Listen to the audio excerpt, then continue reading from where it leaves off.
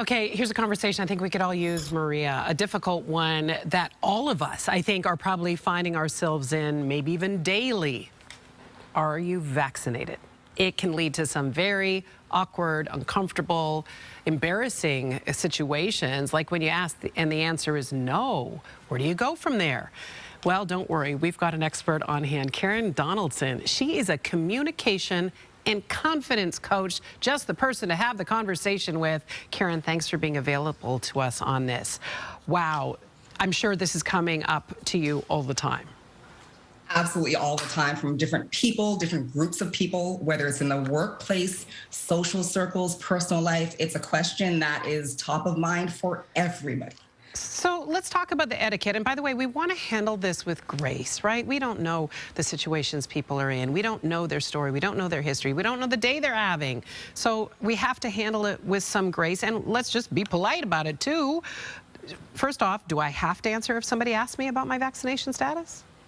Michaela, that's a really good question. And the reality is this: your health status, your medical history, your health choices, they're all a private and personal matter, and it's completely up to you if you want to answer the question or not. Now, here's a key thing before we even go there. The most important thing that people aren't really thinking about, but we must, is we need to ask ourselves, what are our personal boundaries when it comes to your personal health risks and your personal well-being? And you have to be crystal clear with that, because you get to decide what you want for yourself. And when you're clear with that, it doesn't matter how someone else responds. You know what you will do, and you know what you want for yourself.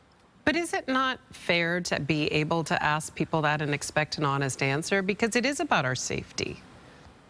Oh, indeed. But here's the key thing. We also have personal choice, and it comes back to really deciding what is good for you. So in a situation where someone declines to answer the vaccination question, you get to decide. Right. Do you want to continue the conversation or leave? But or do I want to stay there? Right.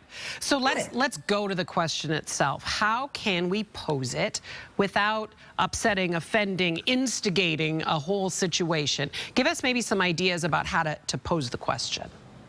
Definitely. When you decide that you want to ask the question, and it's, a safety issue for you, you want to ask the question and use some I statements and take full ownership for asking. I like that. So here's some examples.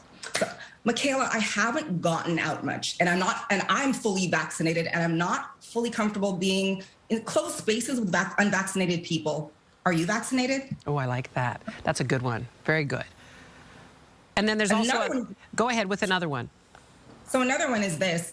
I might say, well, this is the case for a lot of people. Michaela, right now I'm living with my aging mom, and we're both vaccinated, and I want to keep her safe. So before you come over, can I ask you a quick question? Yeah. Are you vaccinated? Absolutely. And it's okay if you're not.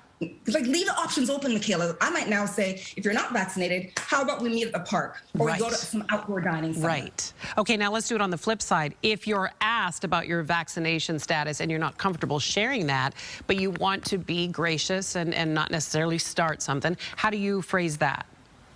Definitely. So I always say politely decline. Be respectful, because you have your own rights and so does someone else. And here are some examples. You want to say something like this: I'd rather not share my vaccination status, or I'd rather not share my medical history, or my personal health choices are private, and Michaela, I'd prefer not to share it.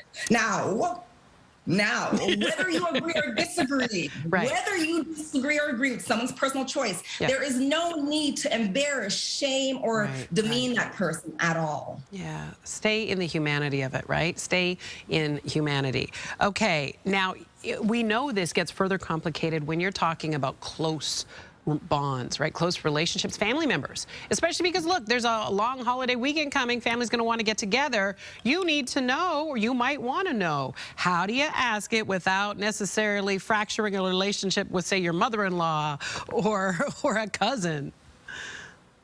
Here's what you do. I always say, once again, take responsibility for the question. So if I was going, or it is a holiday weekend, I'm going to a situation with close family, I want to say something like this: I want us all to be safe. And we all agree that no one wants to get sick. So let's make a decision. Let's see who's vaccinated, who's not, to decide if we're gonna have most of our fun and our dinners inside, or maybe we should just go to a park so everyone can come. So it's always about taking ownership. And I always say, make some suggestions, because as soon as we start to shame someone, People get set in their ways. We don't want to embarrass. Just think about how it feels to be embarrassed. We shut down and we get defensive. Right, and it then escalates into a whole situation that's unnecessary.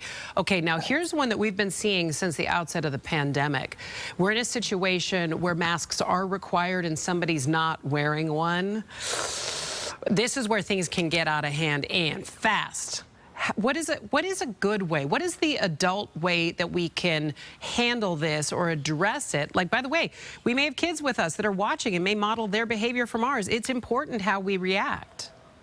It totally is. And here's the first thing you want to ask yourself. This is a multi-part response. The first thing to ask yourself is this: is it my place to be enforcing the mask? Right? And if you are at an event, you're at school or public place, go to that public authority. So you might go to the event staff. You might go to the teacher. You might go to the coordinator and say, I know we should all be wearing masks, and that person over there. So you're taking the onus off of yourself so you can be safe, because personal safety is key. Now, if it is someone who's close to you, go ahead and remind them and encourage them that we're trying to stay safe. Would you mind putting on your mask? The key here is, please don't do it publicly. When someone gets embarrassed, they go in the opposite direction.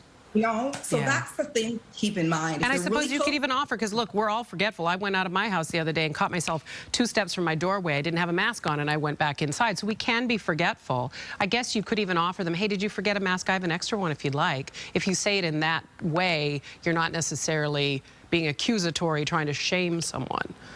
For sure. You want to keep it unconfrontational. So that's kind of encouraging someone to say, hey, I forget mine all the time. Right. When I say you yourself as an example, I have an extra mask. Would you like it? Yeah, I love it. Karen, thank you so much for giving us some tools, because this is the topic of the hour, isn't it? Karen Donaldson, a confidence coach. We need that. Thanks so much, Karen. Good to see you. Thank you.